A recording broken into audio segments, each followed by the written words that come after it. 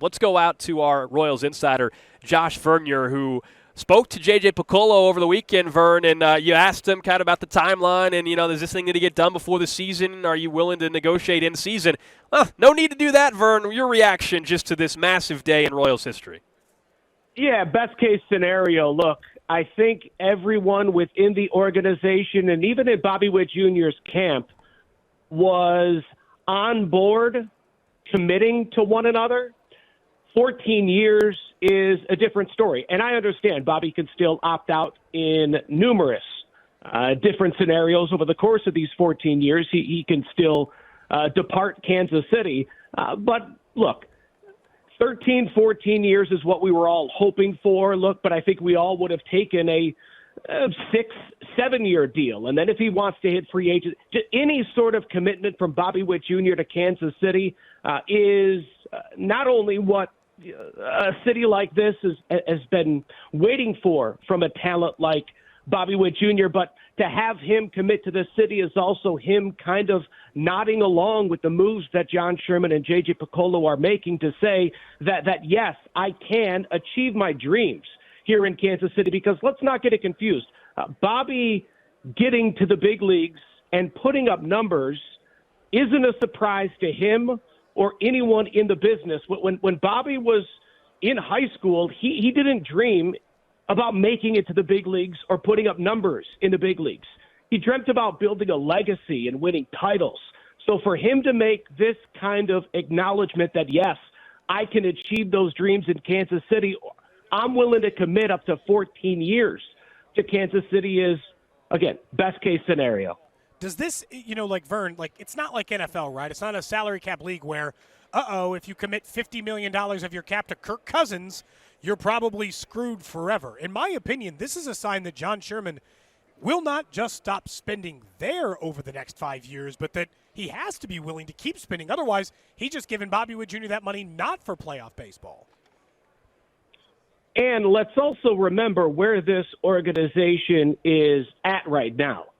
J.J. Picollo, John Sherman, this weekend were both, I don't want to say eager to admit, but would readily admit that the farm system is not where they want it to be. It's a disappointment right now. But then they're also quick to point out, until we can get that farm system built, you saw what we're doing. We're bringing in a lot of 1, 2, maybe 3-year deals to where when that farm system is built up, let's say 2026, 2027, now we can supplement the loss of a Seth Lugo, of Michael Wacha, of Hunter Renfroe, and maybe you lose an MJ Melendez or a Vinny Pasquantino. You lose one of the young guys, Michael Garcia, that you like. We'll be able to replace him, because by the time these free agents that we signed this offseason are retiring or heading back into free agency, we'll have some talent on the come in the organization. When you look at it from a history of the franchise, Vern, I know you didn't grow up around the Royals like we did, but I mean, it hasn't been since Ewing Kauffman that they've had tier 1 players.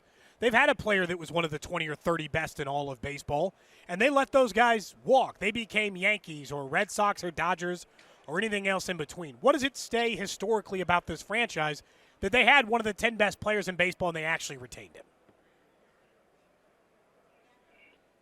I don't know if they've had a Bobby Witt Jr. outside of Carlos Beltran, so it's really tough to compare Eric Hosmer going to San Diego or Lorenzo Cain going to Milwaukee. Honestly, I think you were on the air at the time saying, you know what, for as much as we love Lo Cain and Haas, I don't think it's right for this organization to overpay those players. Bobby Witt Jr., I don't know how you overpay him. I mean, the joke was, as I was talking with Q this weekend and talking with JJ, was, man, when I'm sitting here getting ready for spring training and projecting what could be over the course of the season, trying to identify what kind of numbers are these guys going to put up, there's not a number too ridiculous when you're talking about Bobby Witt Jr. JJ floated out the 50-50 club for Bobby Witt Jr., but 55-55 doesn't seem I mean, other than playing at Kauffman Stadium being the main detriment, nothing seems out of the realm of possibility. So the fact that the Royals took care of that player, sure. Obviously, it speaks well of John Sherman's self-awareness that you do have that generational talent. But I don't think I'm going to crush David Glass or the previous ownership, because I don't think they ever had anybody like this. Let's also acknowledge, the stadium. Not saying this is why they do it, but again, best case scenario, everything is pointing the way of Royals are doing that 180. We're talking to Josh Vernier, our Royals insider, as we are live in Las Vegas. But huge news if you're just joining us today. In the last few minutes or so, the Royals announcing a 14-year contract agreement with Bobby Witt Jr., 11 years guaranteed. We can get back into some of the details on that. But the best day the Royals have had since winning the World Series in 2015. Vern, what's the trickle-down effect here just in that clubhouse and the reaction in the momentum that this brings to this year in particular when they head out to spring training, to know you've got a piece like this locked up, that he was convinced that this organization is going to continue to build around him. And I love the fact that the player opt-outs, to me, keep the pressure on this ownership group that in 7 years, I mean, if the team's not in the right direction, they've got a problem and he can opt out. Yeah. To me, I don't think you're going to see the true effects of this contract at least for another 2-3 years, mainly because of, what we heard this offseason from Waka, from Renfroe, and their desire to play with Bobby Witt Jr., the way that his teammates talk about him. I think you're going to see that more and more.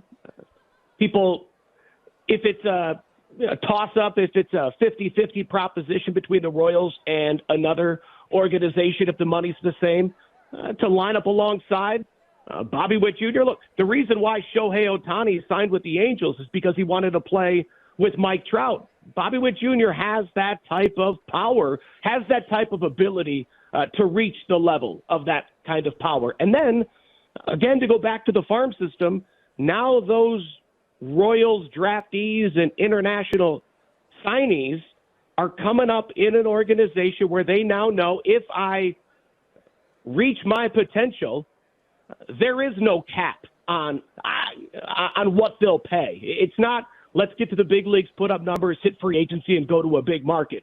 This can be the big market. So the ripple effect is, everyone's going to be in a good mood in spring training, but I think they were going to be in a good mood whether Bobby's getting $300 million or not. Moving forward, what this does to the organization in the eyes of the players, I can't wait to see the effect. Does this do any – that's what I was about to say. Like, how does this impact just their vibe going into the season? I would think that you would be feeling great if you're one of these young players on the Royals walking into a year where I think our guy Vinny even has said on this show and reiterated at the rally, like, hey, the pressure is finally on. Even more so now. You got a player making $288 million. Yeah, I'll be interested to – now, you know what? I don't think so. I don't think this changes expectations. The talent on the team isn't getting any better. This isn't going to get more out of Bobby Witt Jr. I mean, honestly, it might put a little bit more pressure on him. He, at times in the past, has felt that pressure early on in the season that I need to be the superstar. Hopefully it's not I need to be the superstar and now they're paying me to carry this team. Hopefully that doesn't put too much pressure on himself in the month of April like we've seen over the past 2 seasons. But no, I don't think this commitment from the organization to, a player that everybody in the clubhouse respects, loves, is an admirer of, both on and off the diamond.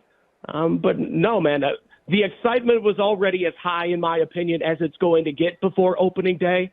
It's going to make the fans more excited, sure. But inside that clubhouse, I don't think it changes much as far as the outlook for the season. Well, Vern, if people are holding back for some reason on buying that Bobby Witt Jr. jersey, I'm going to guess the team store going to be very popular today, and I would love to get some sales numbers on that tomorrow at that press conference, because I think it's safe now, if there was any hesitation, to go ahead and lock up that authentic Bobby Witt Jr. jersey. And a Bobby Witt Jr. bobblehead on opening day.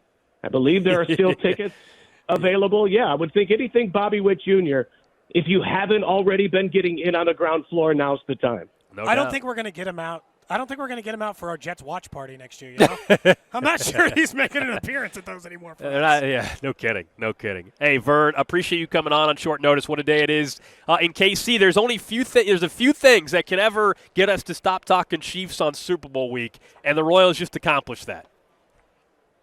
I'm sure it has something to do with the Chiefs, something to do with Mahomes. They're all tied together. You know that. That's right. There you go. Josh Vernier.